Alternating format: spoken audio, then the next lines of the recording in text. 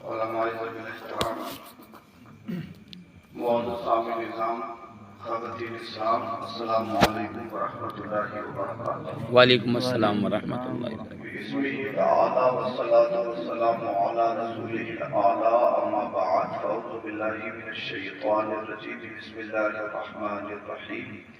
قل ان الموت الذی تفرون منه فانه ملاقیکم، صدق اللہ العظیم۔ وقال رسول اللہ صلی اللہ تعالی علیہ وسلم فی الحدیث: المرأة اذا صلت خمسها وصامت شهرها واحسنت فرجها واطاعت بعلها فلتدخل من اي ابواب الجنة شاءت، صدقت یا رسول اللہ۔ سب سے پہلے انتہائی عقیدت اور محبت کے ساتھ مدینہ شریف کی جانب نور لگا کر درود شریف کا رضانہ پیش کریں، بڑی آواز سے۔ صلو علی الحبیب صلاۃ اللہم وسلام۔ صلی علی سیدنا مولانا محمد وبارک وسلم، صلو علیہ السلام والسلام علیکہ یا رسول اللہ صلی اللہ علیہ وسلم۔ عیشو خطیب خطیب اہل سنت، عالم حبیب، فاضل جلیل حضرت علامہ مولانا مفتی منظور احمد صاحب اللہ سے بہترین قرآن و حدیث کی روشنی میں اپنے جامع خطاب سے بہت اچھا خطاب رہا، بہت اچھا، مزید برکت عطا فرمائے۔ آمین۔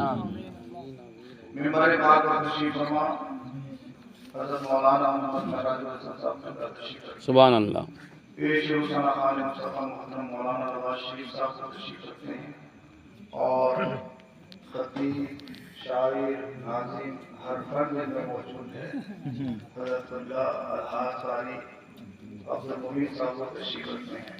آمین آمین آمین۔ اور حضرت اللہ مولانا حکیم محمد منیر صاحب کو بھی تشریف رکھتے ہیں۔ ثم آمین۔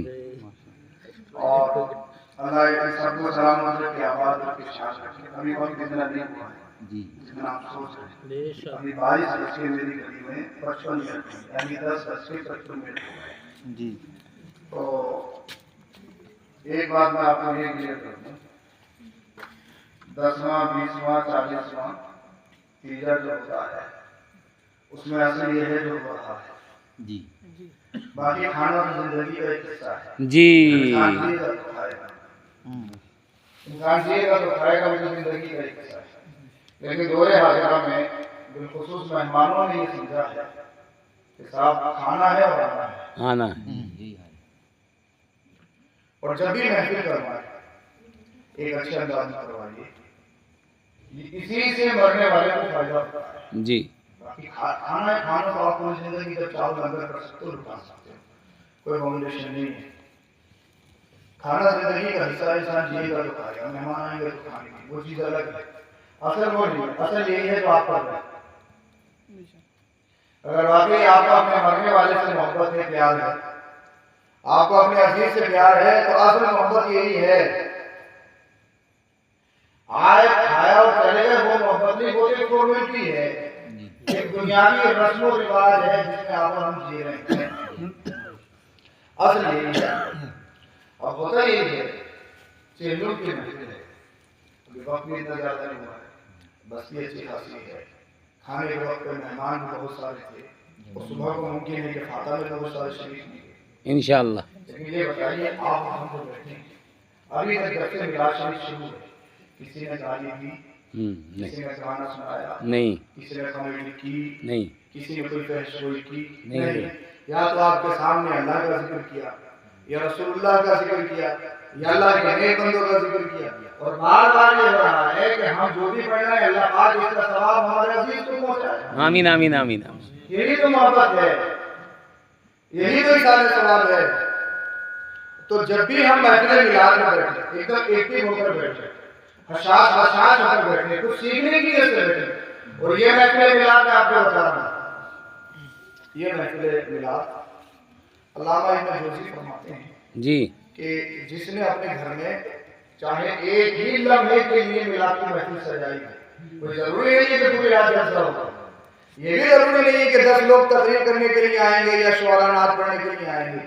اگر کسی نے ایک لمحہ بھی اللہ تقریر محفل میلاد سجائی، میلاد کی محفل سجائی، پورے سال اللہ کی پروٹیکشن میں رہتا ہے، اللہ کی حفظ و امان میں رہتا ہے۔ سبحان اللہ۔ اللہ اس کی جان کی بھی حفاظت فرماتا ہے، اللہ اس کے مال کی بھی حفاظت فرماتا ہے۔ آمین آمین آمین آمین آمین۔ کہ اللہ نے ہمیں روزی میں فرمایا، محفلیں بیان کی بے شمار برکتیں ہیں، تو ایسی محفلوں میں دیکھی یقین ہو کر بیٹھیے اور کچھ سیکھنے کی نیت سے بیٹھیے۔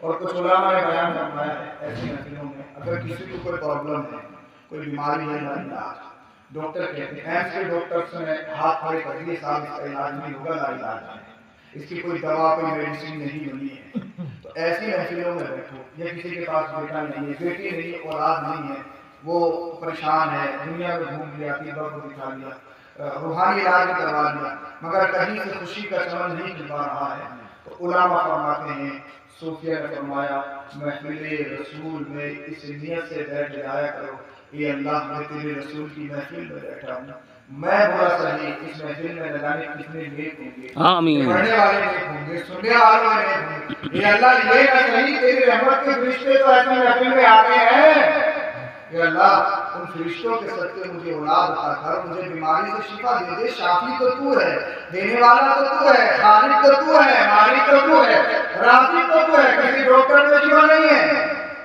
نہ کسی دوائی میں شفا ہے۔ جناب اگر دوائی میں شفا ہوتی، کالپول کھا کے ایک کا بخار اتر رہا ہے، دوسرے کا زیادہ ہو رہا ہے، تو اگر دوائی میں شفا ہوتی تو پھر سب کا بخار اتر جائے، اگر ڈاکٹر کے ہاتھ میں شفا ہوتی تو پھر تو ایسا ہوتا کہ صاحب ڈاکٹر کے پاس کوئی بھی گیا اسے شفا مل گئی، مگر دنیا میں ایسا کوئی ڈاکٹر نہیں دکھا سکتے جو سب کو ٹھیک کر دے، دنیا میں ایسی کوئی میڈیسن نہیں دکھا سکتی جو سب کو شوٹ کر جائے، تو بتائیں کیا لگا؟